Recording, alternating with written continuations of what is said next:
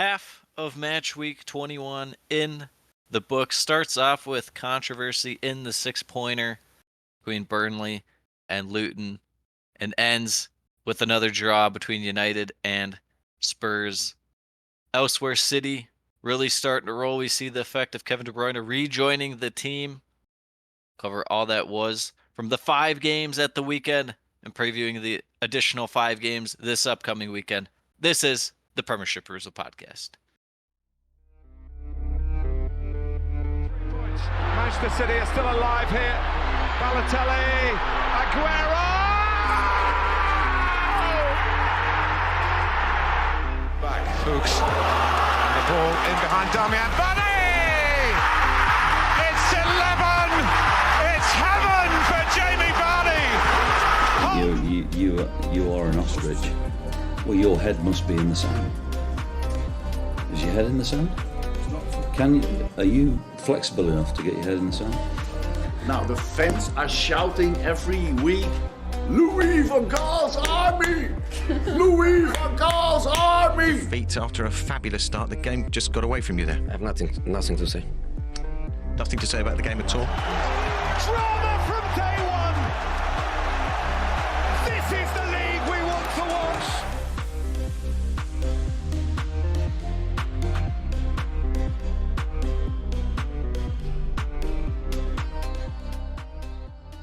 That's right, ladies and gentlemen, one halfway through match week 21. In the words of John Bon Jovi, we're halfway there. We're halfway there. We're living on a prayer. You know. Something like that. Yeah. Yeah, I'll tell you who's living on a prayer, Burnley, right now. Because their hopes are staying up. It's a prayer. It's a big-time prayer. Two teams down at the bottom, Burnley and Luton. You know, one team looks okay. One team, not so much. One team looks kind of stinky.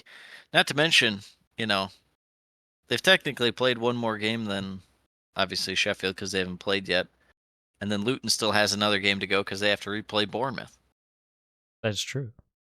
So, I mean, they're really having a rough go, Burnley. But let's get to the game, Sam. Get right into it. You know, early chance for Burnley, and it was a good chance. Goodmanson, 7 minutes in, slipped through on goal, but the shot was a little disappointing. But it was a good opportunity there that they couldn't capitalize. Yeah, you know, Burnley in this game had plenty of chances, and all their chances were like somewhere between a good chance and half chance. They weren't like, you know, glaring they should score, but they were like, if they got good looks, like even up until the very end, they had a couple chances where it's like they're shooting from around the 6-yard box and stuff like that. So, part of it was just Luton's defense was not the sharpest, but Burnley trying to make the most of the few games this year where they'll actually be on the front foot in terms of attack, and they didn't capitalize as much as they would like, to say the least. Yeah, a couple of chances on the other end for Ross, Barkley, and Ogbene. Barkley had a shot from outside the box saved, and then Ogbene had a shot at the near post saved. And, you know, Luton actually had a pretty good amount of possession in the first half, kind of pushing Burnley back. Yeah, given the fact that Burnley are trying to hold possession against Luton, and that's kind of their play style, and Luton are not. You know, they'll try it once or twice. They'll play out of the back, have some build-up play. What'd you think of Jordan Clark starting, Sam? A Jordan Clark action for you? Yeah. You know, I didn't take any note on any specifics of Jordan Clark. But it makes you wonder why, like, Carlton Morris isn't just starting no matter what. Like, what is your other option, you know? Yeah. Right. It is strange that they've kind of gone away from him lately. More just comes on as a sub, 10, 15 minutes into the game. When you came into the year thinking he'd be their best player, and he's, hasn't been like amazing, but he at least still provides a spark. And honestly probably like one of the 2 or 3 main guys you would expect to score or create something on this team. Obviously, Doughty's kind of their um, best guy, or Doughty, obviously Alfie, Big Alf. Big Alf. And then Ross Barkley's kind of cooking. Ogbene has some moments, and Adebayo has some moments, but Yeah. I don't know. I feel like if you get more some service, he could be a little better than Well, especially those guys. when your primary form of attack is, whipping balls into the box. Yeah, I don't see why not have that guy, that type of player in there. But, I see that, more so opting for Adebayo. He's a little bit more of a rounded player, I guess. yeah, Quicker than Morris. Yeah, especially when you have to defend quite a bit. yeah. There are two guys in this game that I was really like, I'm not familiar with your game, and not in the Shaq way in terms of I wasn't familiar with your game because you did well. It was more like I don't know who you are. It was And I Jordan Clark still and then don't. the Swedish guy in Burnley, Ekdal. I was like, Yeah. I don't know who this guy is. Hjalmar. It's like I feel like I watch plenty of Premier League, and I don't know who you are. Yeah, exactly. If we don't know who you are, then who are you? Who are you? Ooh, ooh, ooh, ooh. But you know what? that's that's what company was doing when Abduni little blast go in the Mm, 36th minute. yes, exactly. Burnley getting more into the game as the half went on. And like you said, Mdouni finding the goal off the Odebear cutback. That was a nice first time finish there from Mdouni to take the lead for Burnley. Despite them not having the best of first halves after that, decent spell from Luton early on. Yeah. No, for sure. I mean, they didn't look as sharp as they can or have. Even like in the game against Fulham, they weren't necessarily at their best, but they made something out of it. Kind of felt the same way to a certain extent, grabbing the early lead. And I mean, Burnley playing with a lead, obviously you feel a whole lot better about them than playing from behind because then you're forced into creating it. But that defense is not the strongest, so you got to build on that lead. But Yeah. obviously, like I said, they had plenty of chances to do it. They just were shots right at Kaminsky for the most part Hmm. as the game went on after that goal.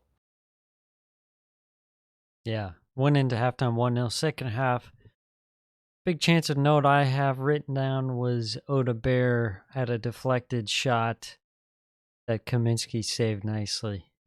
Yeah. Yep. That was a big chance.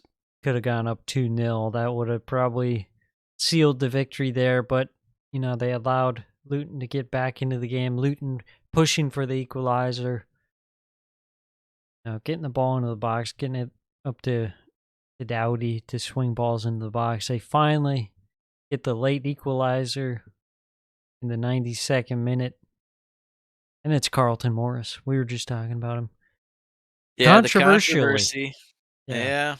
Yeah, a little I don't even remember who I think it was was Adebayo on Trafford. Adebayo was the one that made, I guess, contact with Trafford, or was between Trafford and the ball slash Morris. But Yeah. ball swung in, a little sandwich between the keep and two attackers. Morris wins the header. Trafford not able to get to the ball. A lot of controversy. It's one of those where it's such like a mess that it's like you almost just have to kind of go with what's on the original call on the field, whether it was a goal or disallowed. I just don't think you can look at it and be like, "Oh, this has to be disallowed," or "Oh, this was a for sure goal." Well, I will take the stance that I think it was a foul. I think it was a foul. There, I said it. I said it. I said it. But, also, too, You're from a kicked out of the goalkeeping. Happy Hatters club. True. So True. The Happy Hatters. From a goalkeeping perspective, there was some debate whether or not he would have got there anyways. I think he could have. he gets there. I think he would have got there. Yeah, it would have been close, but yeah, I just felt like there was a little too much there. I think it was a foul. You know what? They didn't call it. Didn't call it on the field like you had said. VAR didn't feel the need to intervene on that one. So Yeah. Tony Harrington, let it go, baby. so that's how that one ends. A 1-1 draw. Doesn't really Probably suit real good for either Luton. side. You think so?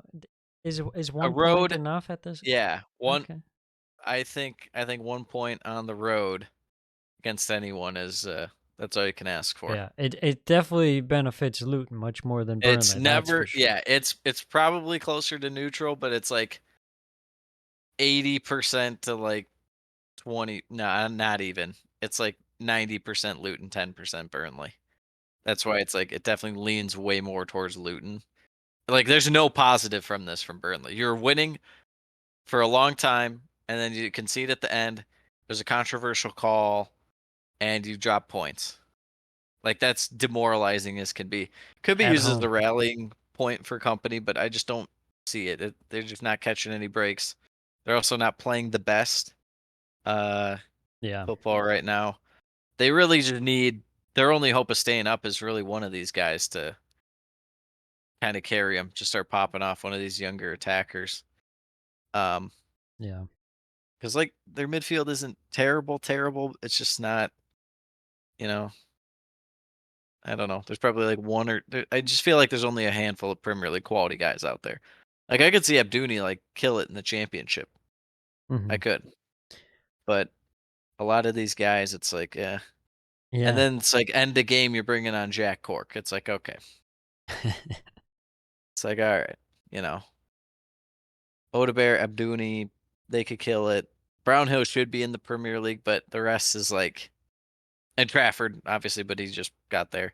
Everyone else, it's like, Lyle Foster could be a backup on a team, I guess. Don't think he'd be a starter, but a backup maybe. For the amount of buzz that this team was getting before the start of the season, they have just provided like nothing to even latch on to. Do you think it was company and that's why people were so hyped on it? Or do you think it's because of the style of play? Because people were like that with Norwich, with Farka a few years ago, and we just sniffed it out right away. And we're like, no, they have no quality. What is anyone doing besides like Pookie on this team? And yet Pookie's aging. He's not going to be as good as he was a few years ago. And that's exactly what happened. They're the worst team by far. Yeah, it's always funny. Well, to answer your question, I think it was company, but you do bring up a good point with the Norwich thing though too, because yeah, they didn't have a Vincent company. Um, but yeah, it's People just fall in love with the style thing, and it's yeah, like, it's funny because you can't just play that way in the Premier League. You can get away with it in the Championship, but if you try and do that exact same way of playing in the Premier League, it's not going to work. yeah, it's completely different style. I Yeah. just don't. People are fascinated with the beautiful game, and think everyone can play it. And it's like sometimes you just have to dig in and play hoofball.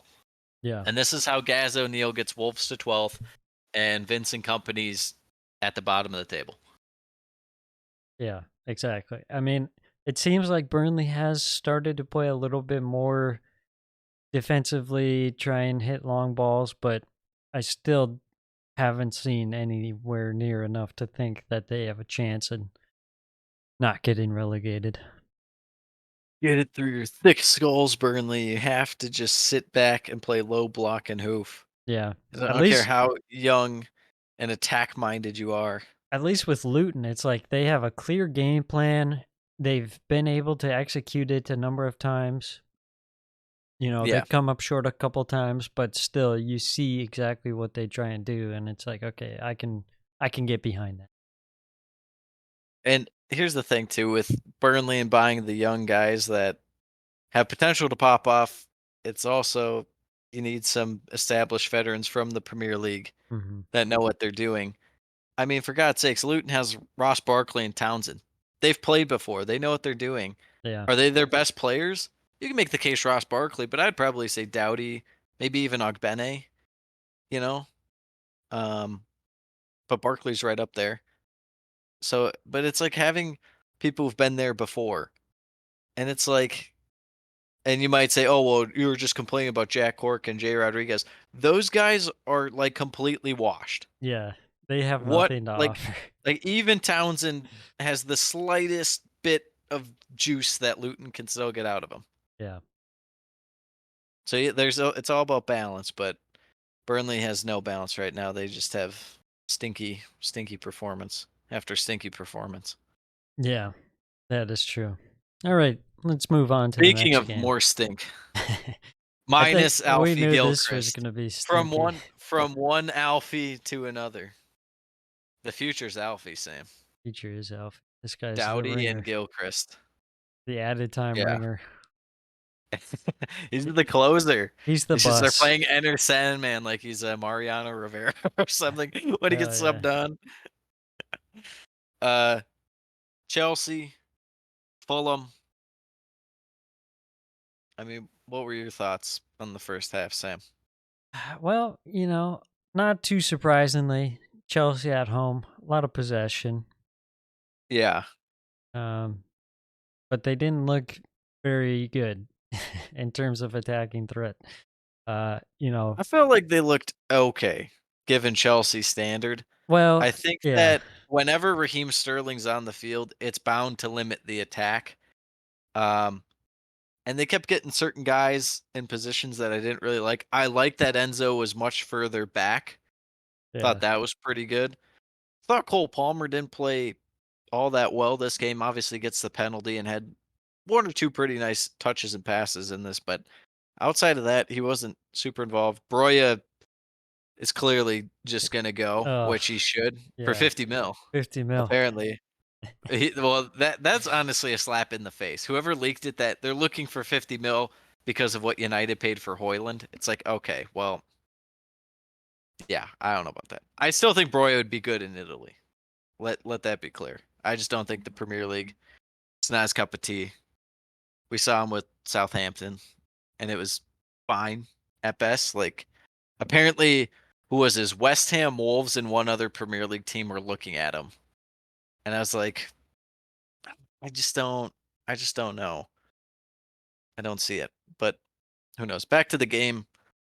Yeah, I thought Enzo and Caicedo were good.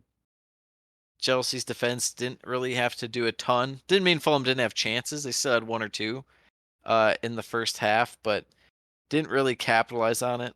Thought Willian looked pretty decent at times. But yeah, Fulham were really kind of sat in for a while there, Sam. Yeah, it took them a while before they finally got into the game. Like 27 minutes in, they finally tested Petrovic. It's Harry Wilson at the near post, and they had some more possession after that. But then, like you said, Cole Palmer. Is Georgi Petrovic Chelsea's like third best player? Are we sure? Are we sure he's not good? He could be. I think that's one of the only things Chelsea really has going for him besides Palmer and I guess their midfield of Gallagher and Fernandez and Caicedo right now. Well, you got to tap into the Especially you New have England to, Revolution pipeline. That's where all the quality comes from. especially their defense is so error prone still with Disasi and Thiago Silva, and I just don't know anymore. So he had to make a few big saves in this game, but Yeah, yeah, what he's was been good. Chelsea's best chance before the penalty? Like Gallagher having a shot from like the edge of the box that went like just high. Like I don't Um, even. Broja had a chance from like 10 yards out, put a header wide. Sorry, Broja. Yeah. For all you Well, purists, I'm a Broja well, kind of guy. Broja. Us Uh proper English lads. well that's the thing too with Chelsea is like you can't really determine what their best chance is because guys, it could be a good chance, but it's fluffed so bad that it makes you forget that it was a good chance. Yeah, true.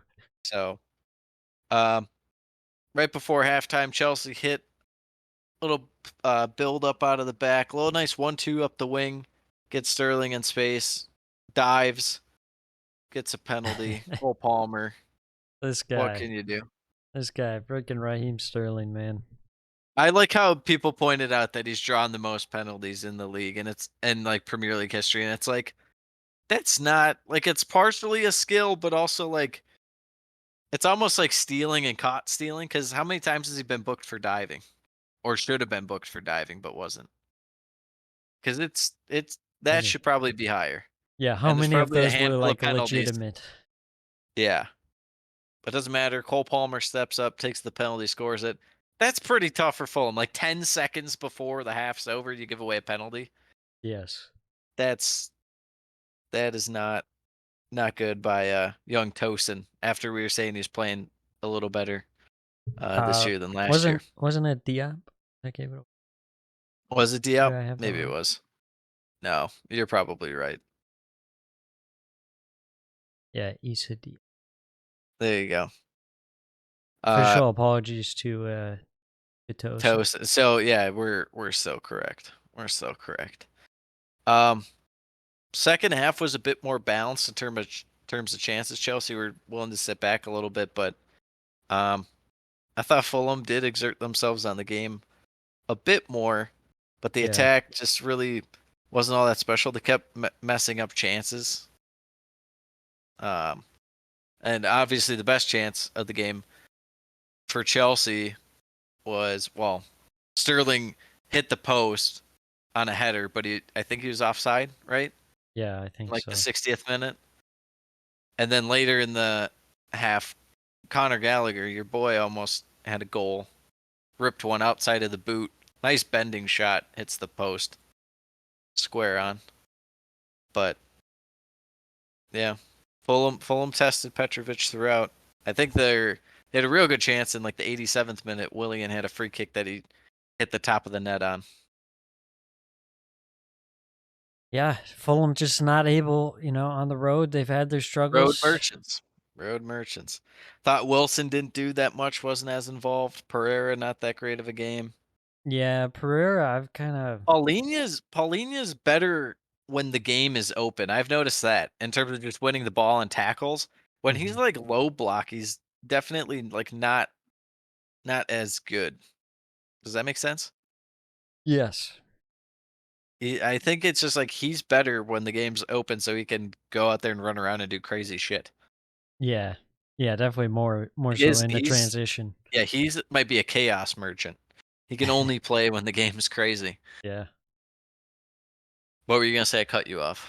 I was just saying Pereira, hasn't been doing it for me this season, really. No, he's not. What does he have? Like probably a couple goals and a couple assists.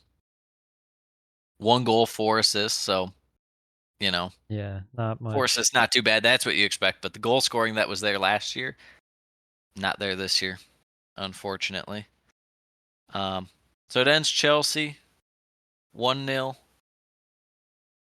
Who I think they got up to 8th and tied for 7th on goal differential, and then they moved down the table because Manchester United's so good, Wonderful club. the best, if you will.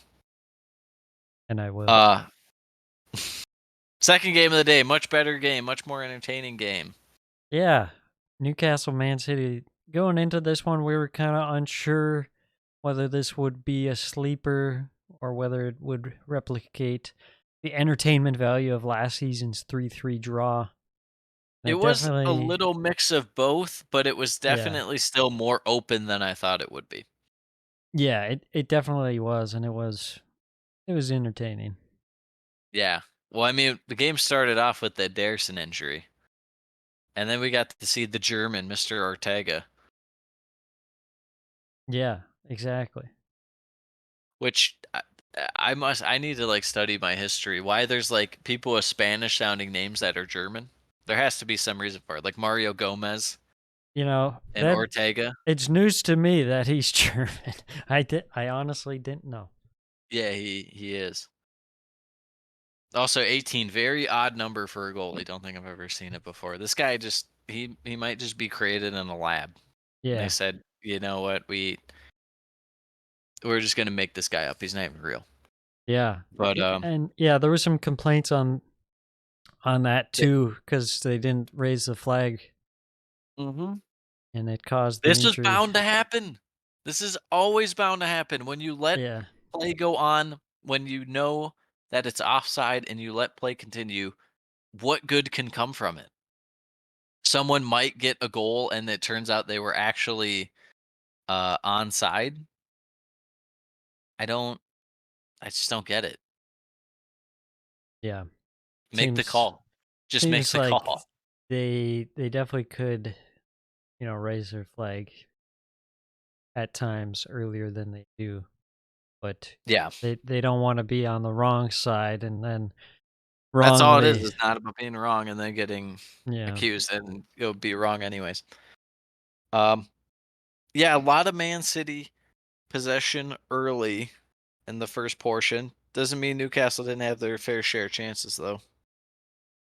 Yeah. Newcastle definitely in it, looking to hit on the counterattack.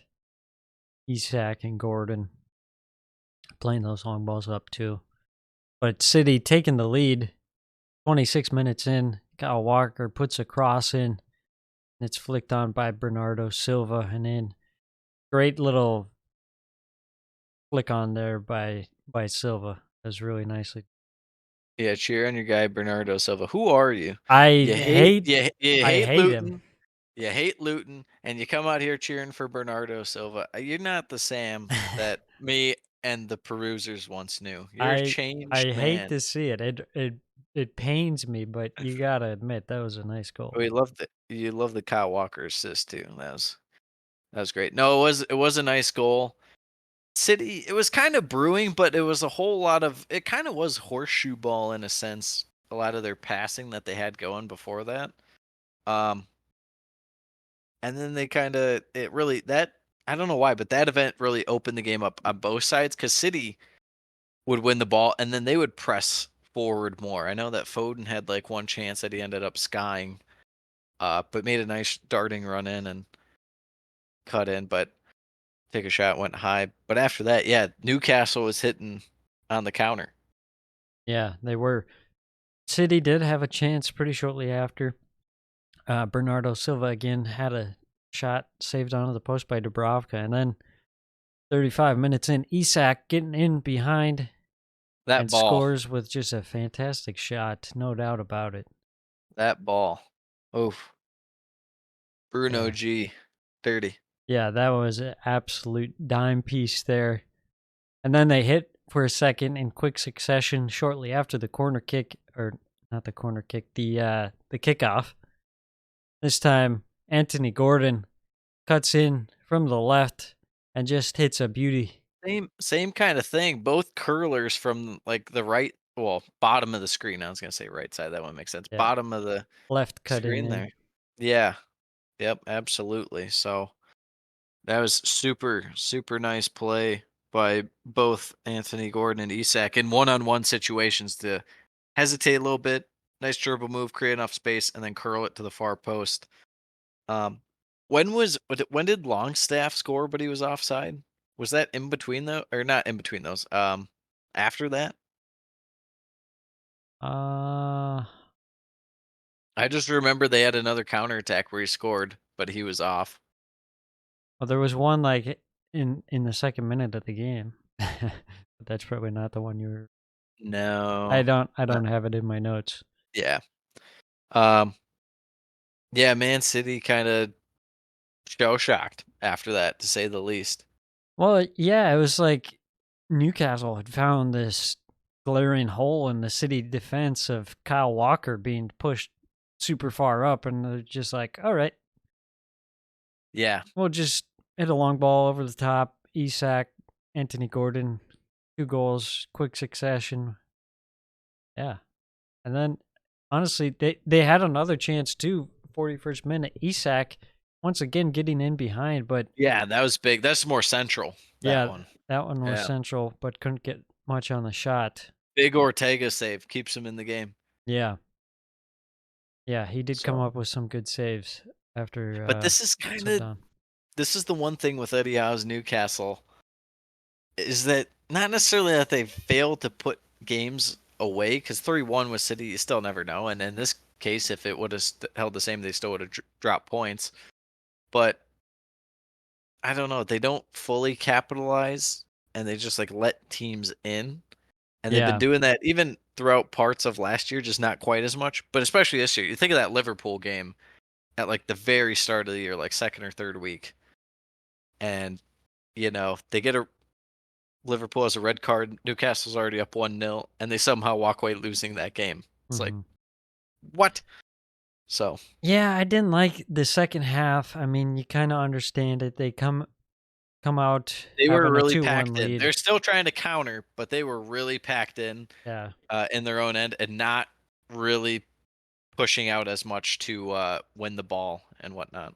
Yeah, it was They're definitely kind of letting more. City do their thing. Yeah, letting City do the thing. Yeah, that's a good way to put it. And that's just not something you can do. I mean, you really got to challenge them. You got to press them.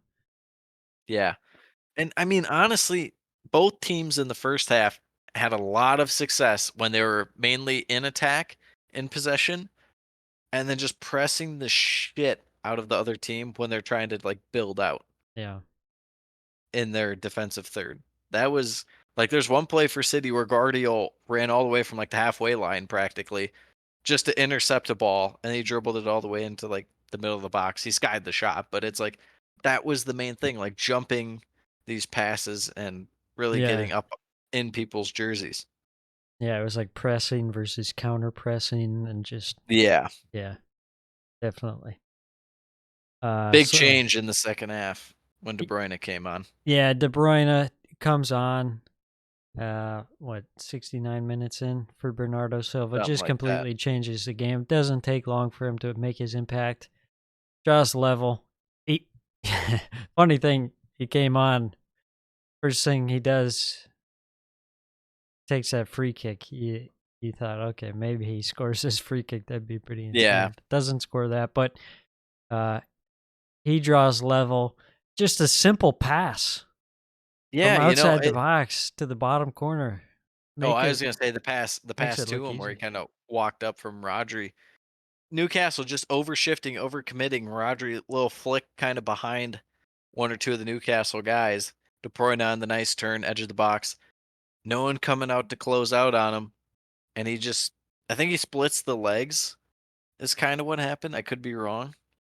I thought it went between the legs of the Newcastle defender trying to block it. I think it was Botman, Hmm. but doesn't matter. It was just a perfectly placed shot. And there's Yeah. nothing Dubravka was doing. Yeah, it's insane. De Bruyne, I mean, the quality he brings just immediately, doesn't matter how long he's out. The second that he comes back, he instantly makes a good team a great team. And then we After had that, another super sub, Jeremy Doku off for Oscar Bob. young People Oscar still Bob. saying, people still really going hard defending Doku. He hasn't done much for a chunk now. Yeah. It must be said. Yeah, ever since he popped off that one game. Not not saying he's not a good signing because he does have that dribbling capability and stuff. I just don't like his name's always on the team sheet. It's like I don't know. Maybe rotate Grealish in there, see what's up. Yeah. Who knows? It is What do I know? strange But now that he has not Grealish played is. well as of late. As a man who told you when Doku was going to pop off, um, he has not done that. But people are still very high on him. Um, but Oscar Bob coming in, maybe Oscar Bob, different sort of player and everything. Maybe he'll be their Gindawan in terms of just randomly popping up and being clutch. Pledge time player. Yeah. Yeah, You know what? He definitely was in the 91st minute. Oscar Bob gets the winner. Gets a ball from who other than Kevin De Bruyne with a perfect good pass. pass. And then How does he pick him out? Oscar Bob with the insane footwork to get the shot Yeah, off. Dubravka just getting walked. That was tough I because mean, he did a good job. It that was was just great filth. dribbling. Yeah, Absolute filth. And as much as I hate City, it's like you gotta just put your hands up and be like, okay, they did it. What can you say? De it's because I Bruyne is bought in. amazing. It's because I bought in last week, so that's why they had to come back. Lewis Hall Mr. for City Anthony Gordon fan. sub 86th minute. Sam, That's what doomed it right there. big Lou Hall, can't bring that man on. Yeah. Uh, yeah, Trippier just really losing sight of Mr. Bob. on that one. That was Yeah. tough. Yeah, and Uh like you said, the vision from De Bruyne to pick out that pass. yeah, just dirty. Absolutely filthy. Goes 3-2 to Man City. Huge win for them. Vaults them over Villa on goal differential. As we're gonna get to this Everton Villa game, but main takeaways from Newcastle City. I mean, it just feels like this is the start of the City run that they make every season, where they just turn it on. Especially now having De Bruyne back, it's like Well, that's this is that's the case I unfair. laid out last week. Was I didn't feel they could do it this year, and then I saw the substitute appearance from De Bruyne in their Yeah, previous game. I'm like, oh, he's just 100%. Okay, yeah, because normally you bring him back, and it might take like a handful of games. Like if De Bruyne is not 100%, they probably get one goal. yeah. Usually But you for can him to get a tell. goal and assist, like it's like, oh my gosh, Yeah. okay. So that's why I was like, yeah, I think they will. And I've been saying this for a while. They do have an easy end of season Premier League schedule, that is. So Hmm. we'll see. Uh, anything for Newcastle? Sitting in 10th now, below shambolic Charity FC. Yeah, I mean it's rough. That's a tough one. That would have done a lot if you pull out that victory there. But 4 losses in a row. They got Aston Villa coming up next week. And now you're getting rumors of Jose Mourinho I heard he's going rumored. to Saudi. Who stays in Saudi these days? Jordan Henderson doesn't apparently. Well, he's not going to stay there. He's just going to go there for like 6 months, get the bag, get out. Oh, okay, that makes The sense. Mourinho Maybe way. next year he'll be Newcastle. He'll be Yes. Newcastle. I saw Mourinho's owed over 100 mil from what? Tottenham, Payouts. Roma. Yeah, all his payouts. United. The ultimate bag grabber. You know what's funny is Newcastle's +9 goal differential, but they won that 8-0 game against Sheffield. Sheffield, so it's like totally boosted. You're like, wow, +1's really not anything to write home about, but they're 10th. And then you sit there and think Manchester United's -5 in 7th, and you're like, oh my god. Yeah, it's been a rough go for Newcastle. Interesting to see in I terms just of like I get that transfers. they'll say city or they'll say injuries, but look at their team. It's not that bad. Yeah, it's a good team. It's not that bad. I don't want to hear about injuries. Every team has injuries, Sam. Amen to that. Let's move on. Everton and Villa. The Yeah. away merchants versus the home merchants. And of course, And it's we at find out home what for the away happens. merchants. Yeah, we find out what happens, all right. Nothing. Nothing. It actually wasn't that bad of a game in terms of there's plenty of chances and is like Yeah. relatively entertaining, but Yeah. yeah, no goals to show. Um, Everton came out and looked really good for like 15 minutes. Yeah, and they Villa kind of had Villa were on the Villa ropes. on the ropes. Yeah, they looked a little classic Villa trying to play out of the back, where it's like, oh, ugh, ugh. And it's also the weird thing about Villa on the road when they try and do it is like even at home they make like sure they're playing out of the back and whatnot, but not and their 1-2s are a whole lot smoother and stuff. They know what they're doing. They feel more comfortable. But I feel like they just take like totally unnecessary risks on the road. Like when they're playing out of the back on the road, rather than pass to like one of the fullbacks on the side, they're like, Emi Martinez will be like, let me pass to the center back who has his back to the rest of the field and Straight is down the facing middle. me and can easily get the ball taken off him. And then the other team has a one-on-one with the goalie. It's like, what Yeah. are you doing? You'd never do that at home. But uh, yeah, I mean, they had a couple pretty decent chances early. Yeah. Uh, yeah. Villa had the goal 18 minutes in after a little bit of possession. Moreno from the top of the box, but unfortunately, there's an offside in the build-up there, so that was Leon disallowed. freaking Bailey, right? Who took the Yes. corner and then didn't hustle back. Yes, exactly. Brutal. And then a couple more chances for Villa. Watkins nearly finds Diaby, but just out of reach. And then Leon Watkins. Bailey at the near post, forcing Jordan Pickford into a save. Yeah, Uh, big. It was really a duel between Pickford and Martinez in terms of saves yeah. at stretches this game.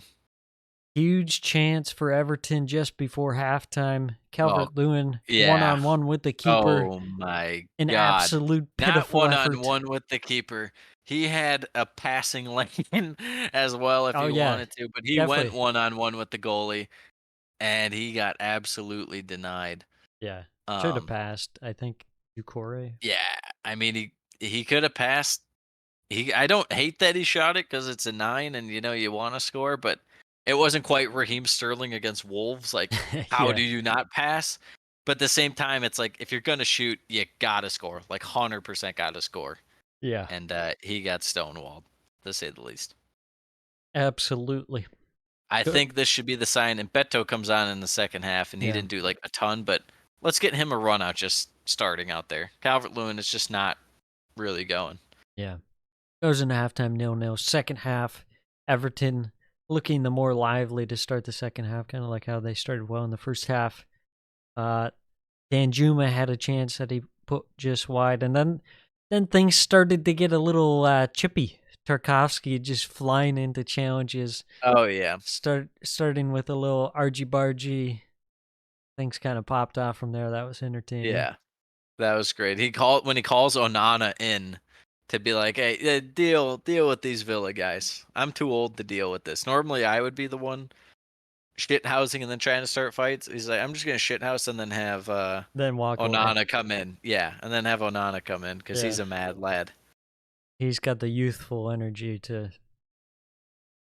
mix it up with the Villa lads. Absolutely.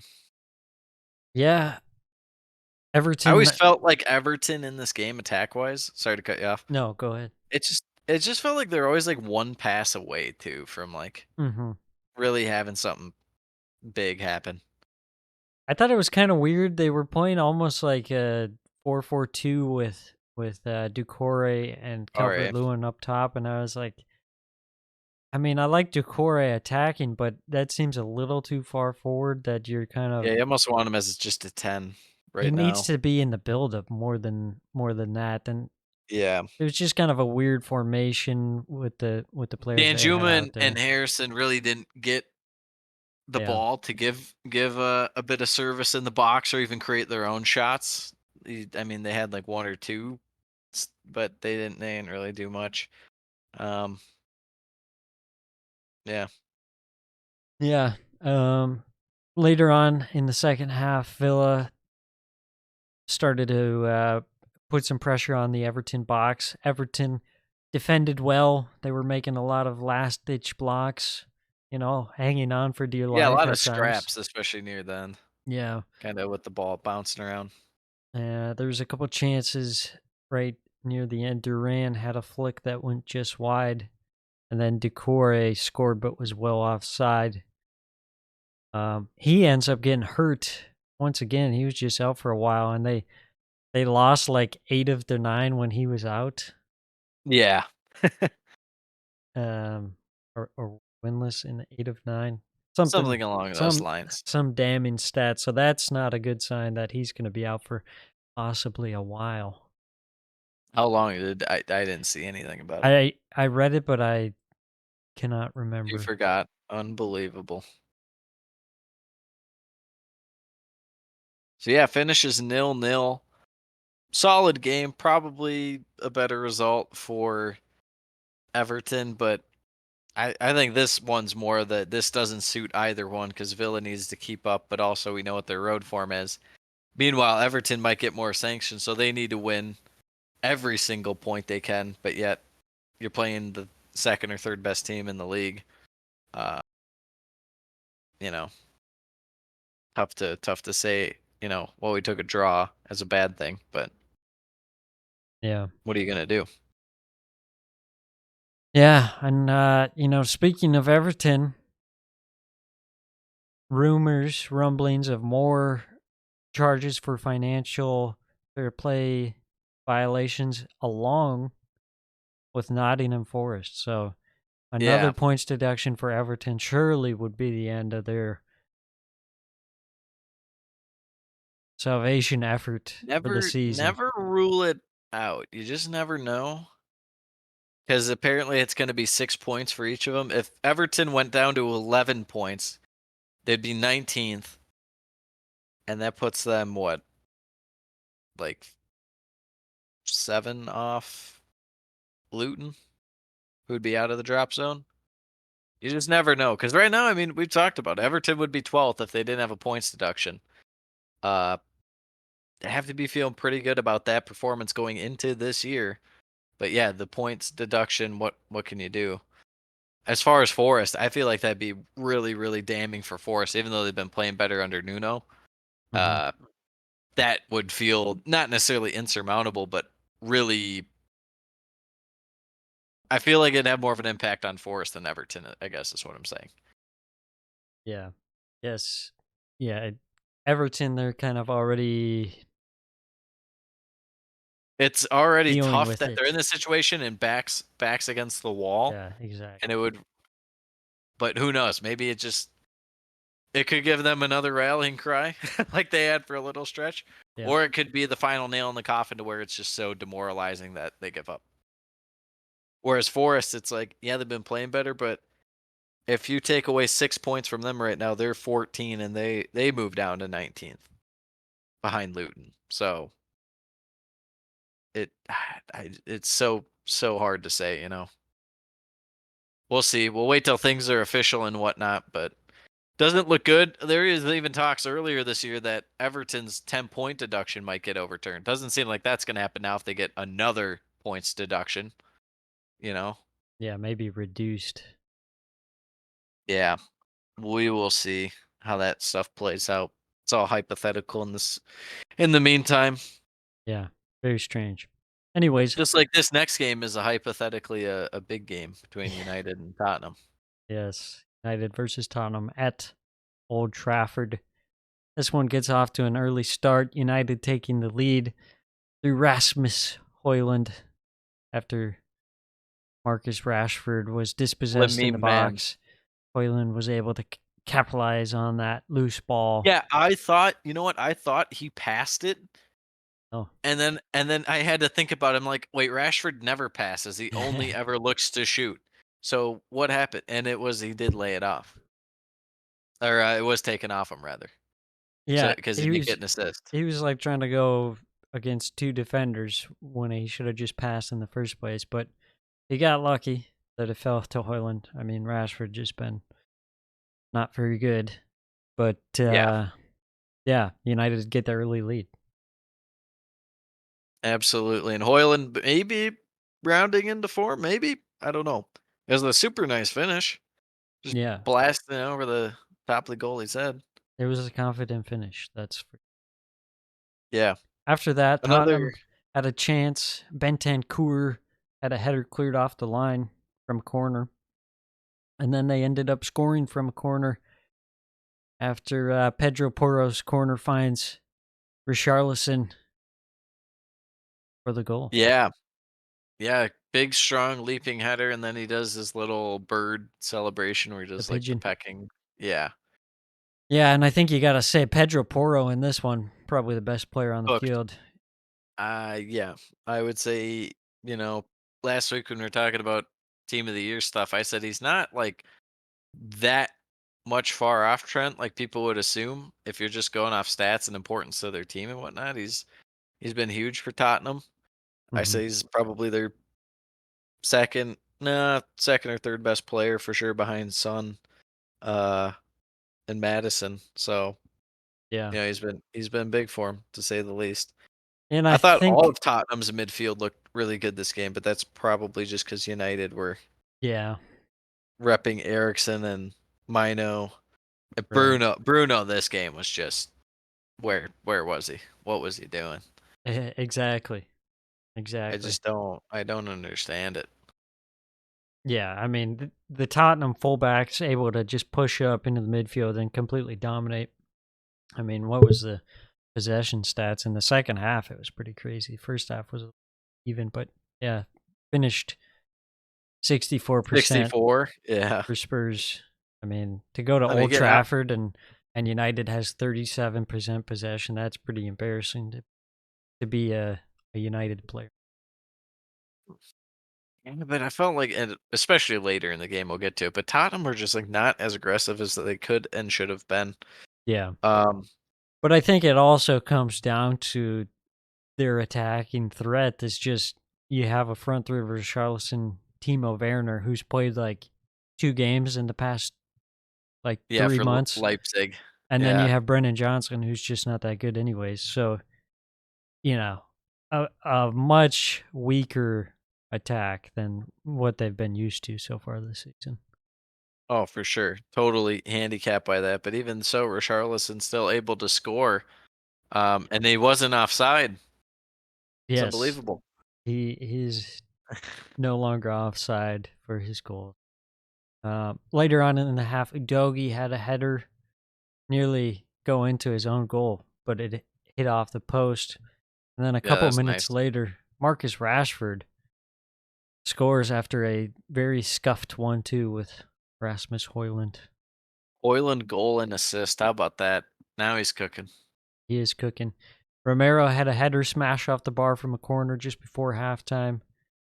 Um, so Yeah, it went, that was so worrying for United because you score that goal and you're like, maybe they could just rally now and kind of park the bus, play some defense, do something, and then not even like make it to halftime before Tottenham has an amazing chance. It's like, oh my god. And then yeah, right after halftime, goes in halftime 2-1. Tottenham immediately come down the field and score. And it's Timo Werner to Betancourt, and Betancourt just like walks right around United's defense. yeah, And Onana, like I get it's close and you're 1-on-1 virtually with Betancourt, but like the ball went right past his ear. hmm I just felt like Onana could have done something at least. He didn't get his hands up at, I don't know. But then again, like I said, he's 1-on-1. Why is he in that spot? Where's the right. defense? Yeah, definitely Johnny Evans.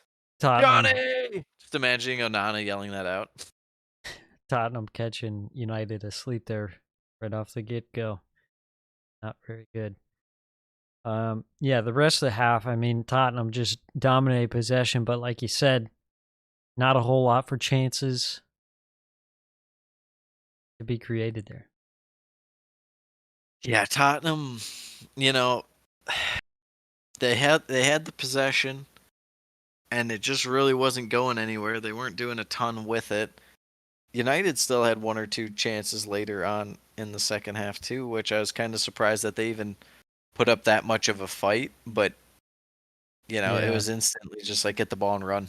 Yeah, just, McTom had a just go for it. couple chances. He had one that went wide, and then obviously the one right at the end had the header that went over from Garnacho's cross, and that was kind of the chance to get the winner. But I mean, it would have been a very undeserved winner Yeah, no, because they did not play 100%. very good. And the takeaways for United in this one was McTom coming back and Lissandro coming back. Um, Two guys that you would think would have to be important for them down this stretch if they want to qualify for Europe and whatnot. Uh, but I think my biggest takeaway is just like how happy United were just to sit back and then earn a point against Tottenham at home. Yeah, That's that's tough. Like I get you pick your battles, but Manchester United drawing Tottenham at home with that front three, like you said, that Tottenham were in, just being yeah. happy about that, that's that's tough. Yeah, I was kind of interested to see Tottenham. They seemed pretty pleased with the draw, and I understand from their perspective, missing their key guys to be able to go to Old Trafford and play pretty dominantly and get away with a point. But I still felt like if I'm Tottenham, I feel a little disappointed Yeah, you got to go for with a how winner. dominant. Yeah, Yeah, like you said, you're dominating them. Given the fact that where you are in the table right now, you're fifth, comfortably in fifth, but you really could be pushing Arsenal for fourth. hmm Um, Especially with a win there, and it's just I don't know. They were very cautious. And I'm Yeah. not saying they had to throw all caution in the wind, but I just felt like United, even though they had a couple half decent chances down the stretch, it was never going to be they'd hit on the counter and then, it's Garnacho wide open, no one on him, and he scores a winner. I just didn't see that. Yeah. So that wraps up half of match week 21. Let's get into some predictions for the second half. Yeah, absolutely. Let's pull it up. First game, bright and early. We got the weird schedule with the early game and then the late game on Saturday. Yep. Early one being Arsenal versus Crystal Palace at the Emirates Stadium. Can If Arsenal this bounce if back? this if this was a Monday game or something, I might have more faith in Palace. Yeah. Or a Friday game. It feels like you could kind of catch Arsenal off, and it doesn't even make sense really what I'm saying, but it truly does. No, I get you. I get you. There's something about those games. Yeah. I don't know what Or it is. Maybe the later kickoffs, yeah.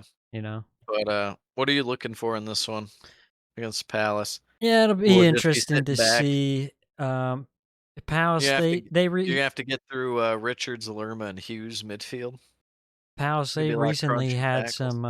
some FA Cup action. I think last week, right, Yeah, what against Everton? against I Everton. think. Yeah, so they are maybe a little more sharper than Arsenal, just in terms of match sharpness. But Arsenal having their break in Dubai, maybe that helped them, uh, you know, reset a little bit. I think I'm going to pick Arsenal 2-0.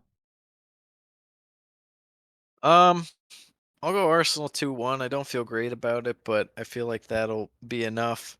Um, I think Palace will kind of cut it close at the very end, have some chances.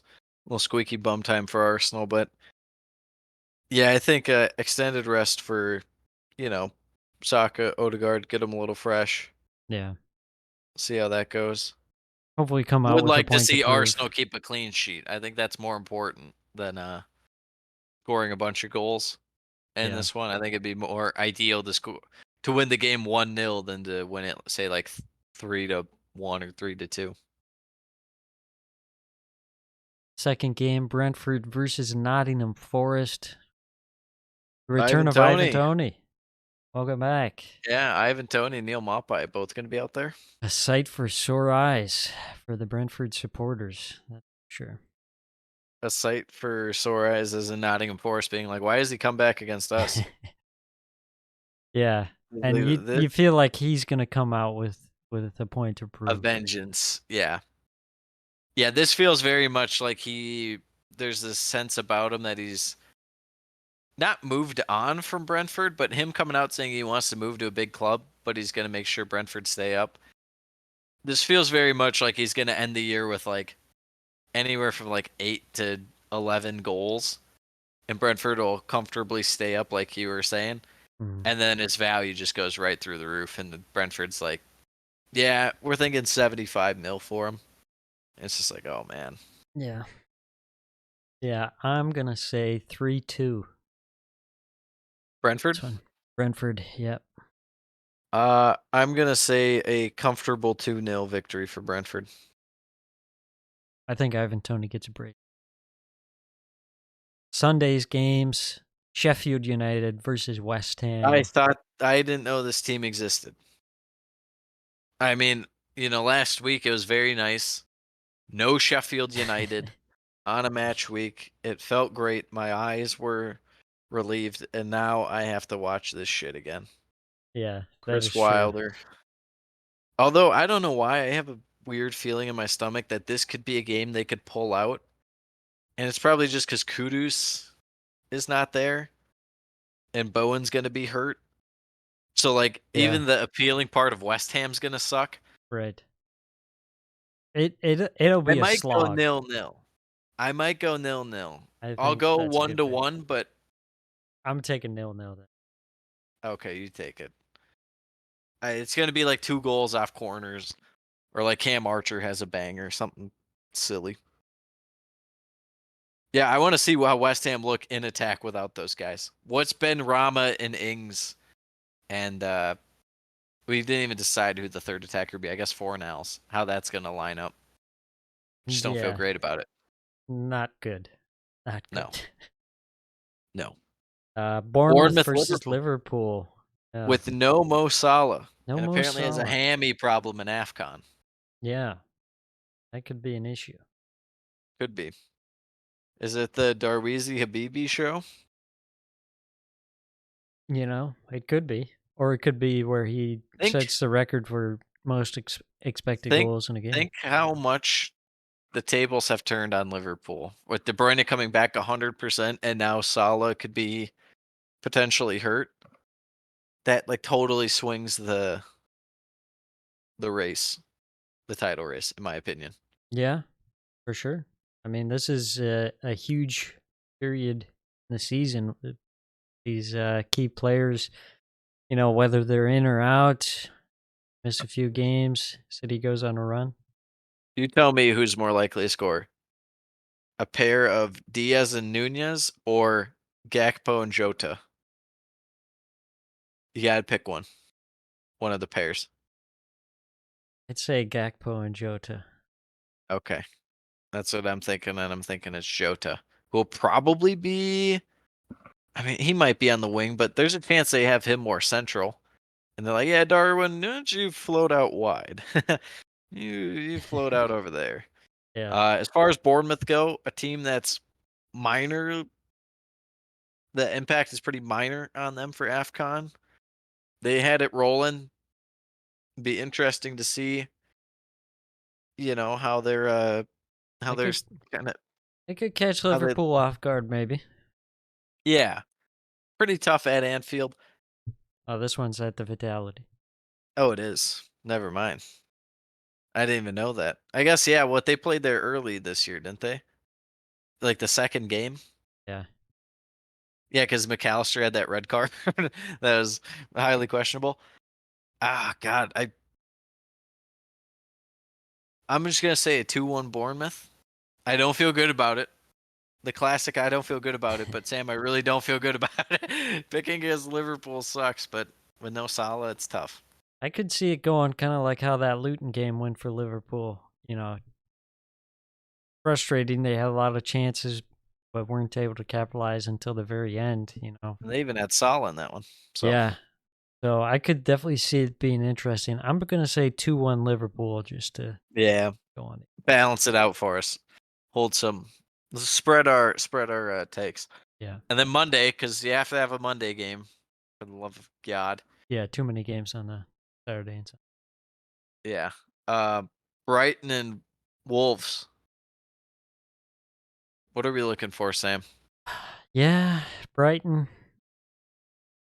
I don't know. Yeah. I don't even know how to predict them anymore. So If I told you the last 5 years, it's been 7 wins, 7 draws, and 3 wins for Wolves, but 7 wins, 7 draws for Brighton, 3 wins for Wolves. So it favors it looks Brighton like Brighton have typically. won the last 4. Yeah, so they're on a roll right And now. they had a 6-0 last year. I do remember that. Gas has them playing pretty well at Brighton. Yeah, I think Brighton's taken over Brentford as the chaos team of like, I don't know what to expect. Yeah. I mean, De Zerbi out here just, Changing lineups constantly. yeah. Did you see that stat of it's like there's been 4,000 some odd number of players in Premier League history, and Milner's played like against damn near half of them. That is so insane, dude. Like I couldn't believe that's a thing. Like how is that Ah, great. possible? Dude, That was great. that is a great stat. I'm not a Yeah. stats guy, but stuff like that, it's like Yeah, the oddities. Yeah. I don't know how you Um even back track that. back to the games. I kind of want to go with a draw, but we'll go 2-1 Brighton just cuz the history repeats itself. Yeah. I was thinking So, 2-1 Brighton as well. I think all maybe a right. little Estupinan gets a start in this one and he brings some life to Brighton's team. I'm thinking João Pedro goal. Yeah, maybe a little Estupinan to João Pedro. There you go. All right. That's going to wrap things up here. Very odd schedule. I don't like it one bit, but what can you do? I'm just surprised we had almost the same length of an episode for half as many Oh, games. we got really into Chelsea Fulham. Really into Chelsea Fulham, I tell you. What a game. So, all right. Well, until next time, adios, mis amigos. Keep on hatting, you happy hatters. You can't say that. You can't say that. How dare you?